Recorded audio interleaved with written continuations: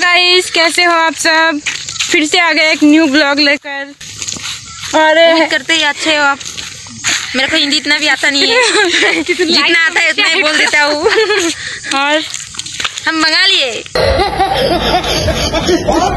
लेकिन वो हिंदी में बात करते हैं, मेरे को क्या पता। बांगाली से तो बंगाली में बोल रहे हो। मेरा मुंह से निकल गई, क्या बताऊं। लड़की को गाइस बंगाली में बोल रही है, ब्लॉगिंग कर रहे हैं यार।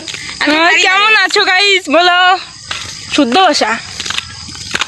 তো এই দেখো আমরা ঘুরতে এসেছি এই কোনে বণিকপাড়া।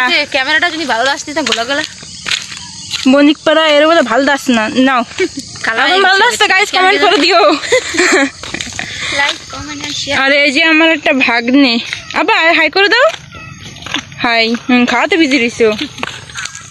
এই মাইটা বেশি আসতেছে আর এটার ধরে আমার ভাই দাঁতটা ফালদা স্মাইল।